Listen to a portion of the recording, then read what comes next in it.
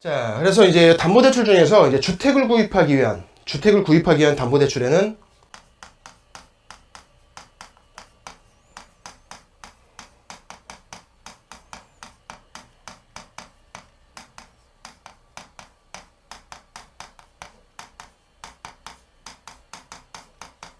주택을 구입하기 위한 그 자금을 확보하기 위한 담보대출에는 두 가지 종류가 또 있습니다. 여기에도 두 가지 종류가 있어요. 첫 번째가 뭐냐? 정책자금 대출이라는 게 있어요.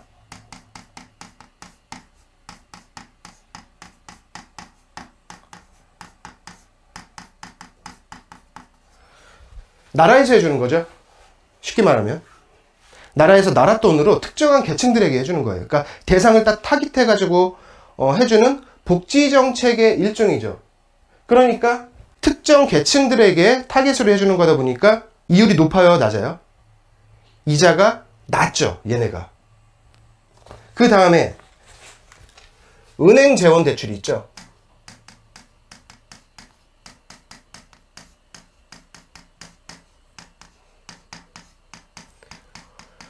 원래 은행에서 해주는 거. 얘는 담보대출이라서 신용대출이나 뭐 다른 거에 비해서는 담보가 있기 때문에 이자가 그래도 좀 낮은 편이긴 하지만 얘보다는 이자가 높겠죠. 두 개의 차이점을 좀 보자면 얘는 좀 약간 공공성이 있는 대출이에요. 왜? 나라에서 해주는 거다 보니까. 얘는 순전히 은행이 돈을 벌기 위한 거예요. 사업적인 대출이에요. 그러다 보니까 얘는 이자가 굉장히 낮습니다. 반면에 대출 한도가 되게 높지 않아요. 약간 좀 서민들, 예를 들어서 뭐 내가 강남에 있는 50억짜리 아파트를 산다, 뭐 이럴 때 쓸 수 있는 게 아니죠. 얘는 상관이 없죠. 얘는 약간 서민들 쪽, 또 다자녀, 신혼부부, 좀 이쪽에 좀 초점이 맞춰져 있죠. 생애채 쪽, 뭐 이런데. 근데 이름이 많이 혼동돼 있어요. 그래서 우리가 전책자금 대출에는 종류가 뭐가 있고, 은행재원 대출에는 종류가 뭐가 있는지 요거 먼저 좀 한번 적어볼게요. 정책자금 대출 중에 가장 우리가 흔하게 좀 익숙하게 알고 있는 게 디딤돌이죠.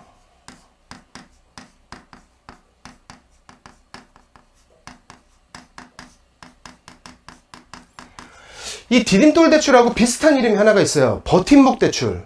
근데 버팀목 대출은 이게 아니에요. 그러니까 이 두 개를 여러분들이 좀 혼동하시는 분들이 굉장히 많은데, 버팀목 대출은 전세 대출입니다.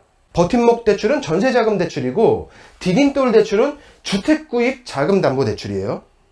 두 번째가 보금자리론.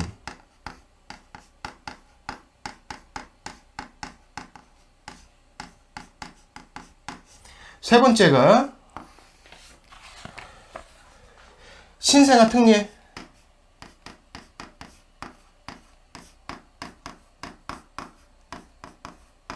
그러니까 이렇게 뭔가 특정한 계층을 위해서 해주는 거는 다 정책자금 대출이라고 보시면 됩니다.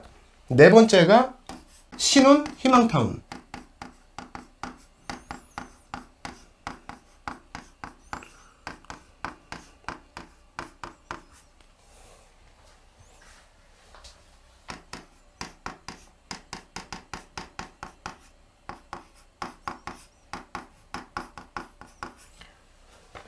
자, 디딤돌, 보금자리론, 신생아 특례 대출, 신혼 희망타운 대출, 요것들이 정책자금 대출이에요. 우리가 이제 언론들 보면은 왜 정책자금 대출 뭐 이런 얘기 많이 나오잖아요. 그게 요거예요. 요거 네 가지. 근데 요거 말고도 또 있어요. 어디서? 전세 대출에서. 일반 은행에서도 전세 대출을 해주지만 나라에서도 특정한 계층들한테 전세 대출을 해주거든요. 조건이 좀 까다롭긴 하지만. 그러니까 주택을 구입하기 위한 담보대출에도 정책자금 대출이 있고 은행 재원 대출이 있다. 그리고 전세자금 대출에도 나라에서 해주는 정책자금 대출이 있고 은행에서 돈 장사하는 은행 재원 대출이 있다. 자, 주택구입 자금 대출. 주택구입 자금 대출에서 이제 은행에서 돈 장사하는 거. 서민 실수요자 대출이라는 게 있어요.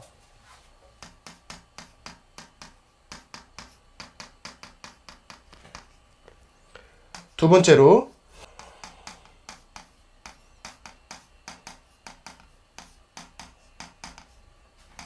생애 최초 주택 담보대출.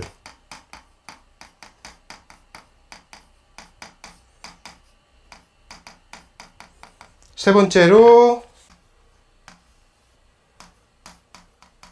일반 무주택자 대출. 이름만 들어도 막 지금 짜증나죠?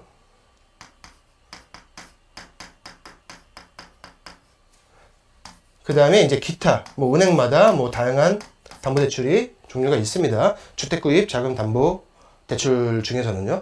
자, 제가 이거를 지금 왜 구분을 해드리냐면, 이게 예를 들어서 디딤돌 대출은 뭐 어떻게 손본다, 뭐 신생아 특례 대출을 어떻게 손본다라고 했을 때 이게 뭔지에 대해서 여러분들이 좀 기본적으로, 아, 이게 나라에서 해주는 거를 갖다가 이렇게 바꾼다는 거구나, 아니면 은행에서 자기들이 대출하는 것을 갖다가 국가에서 이렇게 개입을 하는 거구나, 이거를 여러분들이 일단 먼저 판단을 딱 해야지, 이거를 알아야지 그 다음에 정책을 보실 수가 있는데, 그거를 보려면, 그거를 아시려면 요거를 일단 나눠서 구별을 할 줄 알아야 되겠다. 그래서 오늘 제가 요거를 좀 나눠 놓는 겁니다. 보금자리론 같은 경우는 이름이 왠지 여기 있을 것 같아요. 그죠? 왠지 여기 있어야 될 것 같은데 이름이 여기 있어요.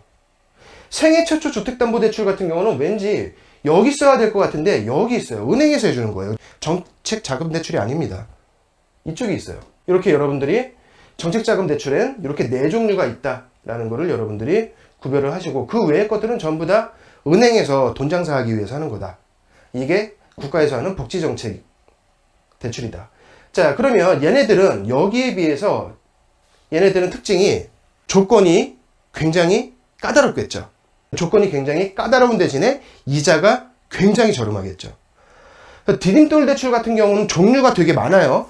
디딤돌 대출이라고 해서 뭐 디딤돌 딱 하나만 있는 게 아니에요. 디딤돌도 일반이냐, 뭐 신혼부부냐, 생애 최초냐, 뭐 다자녀냐, 여기에 따라서 또 다 달라요. 보금자리론도 보금자리론이지만 일반도 있고 신혼부부도 있고 생애 최초도 있고 다자녀도 있습니다. 여긴 또 전세사기 피해자 대출도 있어요. 그러니까 세부적으로는 종류가 다 많은데 이제 그것까지는 우리가 보지 말자고요.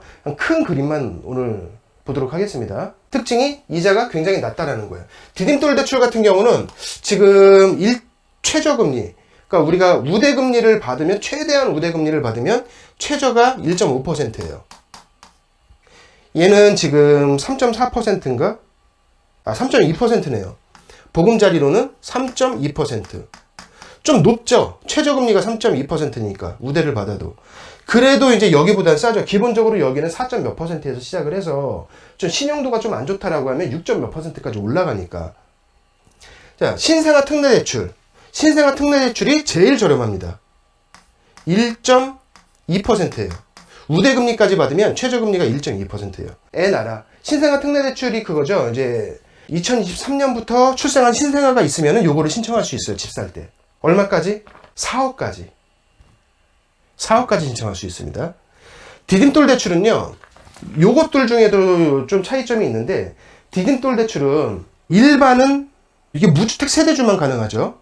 디딤돌 대출은. 보금자리로는 무주택 세대주가 아니어도 돼요. 그냥 내가 세대원이어도 무주택이면 됩니다. 또는 1주택이어도 돼요. 단 1주택이어도 되는데 갈아타기용일 경우. 그러니까 내가 지금 주택이 하나 있는데 이 주택을 사가지고 갈아타고 이 주택을 처분할 거야 라는 처분 조건으로는 보금자리론도 가능합니다. 신생아 특례대출은 이제 신생아가 있어야 된다. 조건이 얘는 그냥 간단 명확하고요. 자, 근데 디딤돌 대출에도 종류가 여러 가지가 있다고 했잖아요. 디딤돌 대출 같은 경우 일반이 2억까지예요. 현재. 신혼부부는 3억 2천까지 해줍니다. 신혼부부가 디딤돌 대출을 신청했을 때는 3억 2천까지 해줘요, 대출을. 생애 최초다. 그럼 2억 4천까지 해줘요. 그러니까 내가 무주택 세대주인데 이제 집을 장만할 거야. 무주택 세대주인데 집을 장만할 거야. 그러면은 이게 일단 유리하겠죠. 신생아가 있지 않는 이상은 이게 이자가 싸니까, 제일 싸니까. 여기에 비해서 얘가 싸고 여기 중에서도 얘가 제일 싸니까, 신생아가 없다는 전제하에 얘가 제일 싸니까. 그러니까 내가 무주택 세대주라면은, 근데 이제 집을 살 거야? 근데 디딤돌 대출을 신청하는 게 가장 현명하단 말이에요. 자, 그런데 디딤돌 대출에도 종류가 많다고 제가 설명을 드렸잖아요. 일반이다. 아무것도 뭐 다른 특이사항이 없어. 그러면 2억 원까지만 대출이 되고요. 내가 생애 최초야. 지금 무주택이기도 하지만, 무주택 세대주이기도 하지만 생애 최초야. 내가 태어나서 처음으로 집을 사는 거야. 그럼 생애 최초로 신청을 하면은 한도가 확 뛰어요. 2억 4천까지로. 그런데 내가 무주택이긴 한데 신혼부부야. 그러면 한도가 확 뜁니다.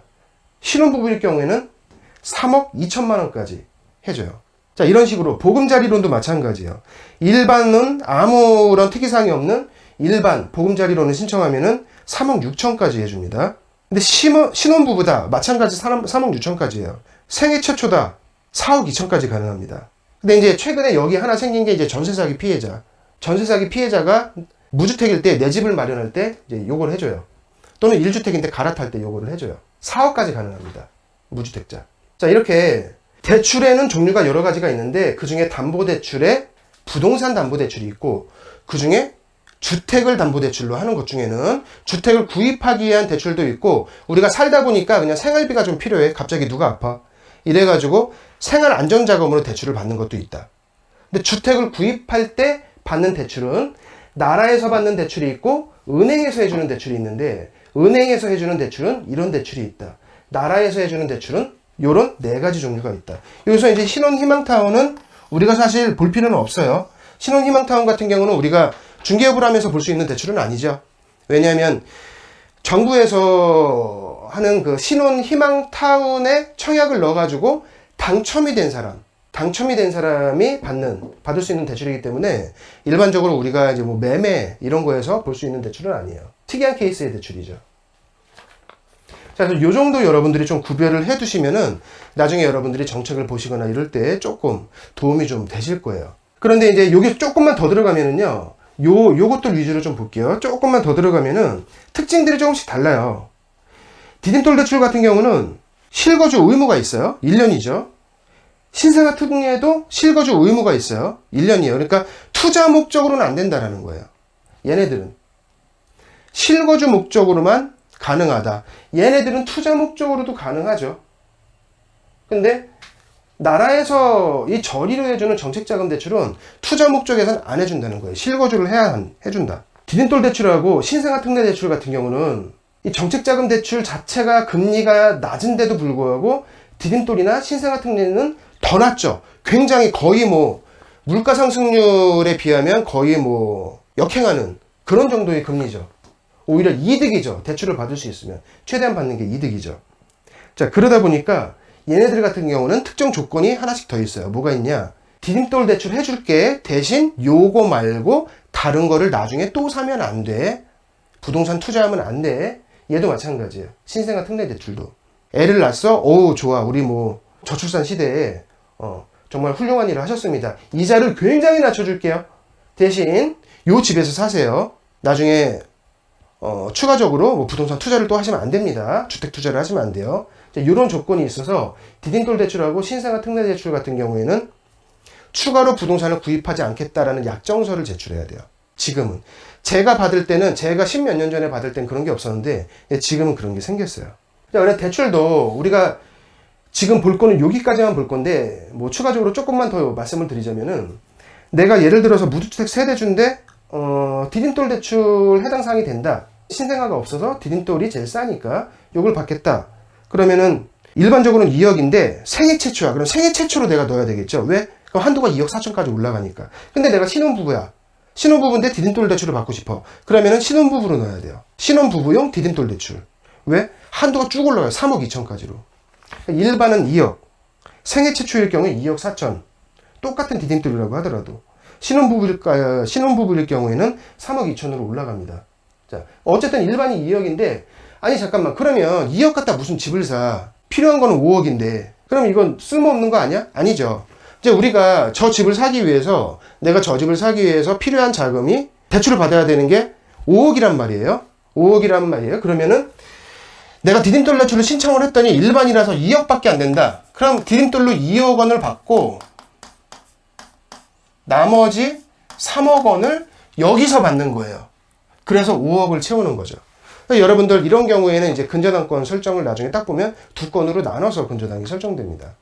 주택도시보증공사에서 하는 거 하나, 그 다음에 해당 은행에서 하는 거 하나, 이렇게 나눠져요. 내가 5억 원을 대출을 받았다고 하더라도 그 중에 일부는 정책자금 대출이고 나머지 정책자금 대출은 좀 한도가 다 낮아요. 대부분. 그러니까 그 추가되는 부분은 이제 다른 이자로 좀 비싼 이자긴 하지만 요 중에서 골라가지고 우리가 대출을 받는 거죠.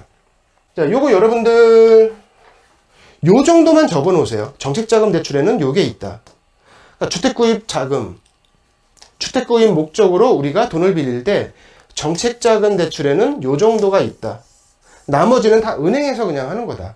라는 정도만 여러분들이 구별을 하고 계시면 되실 것 같아요.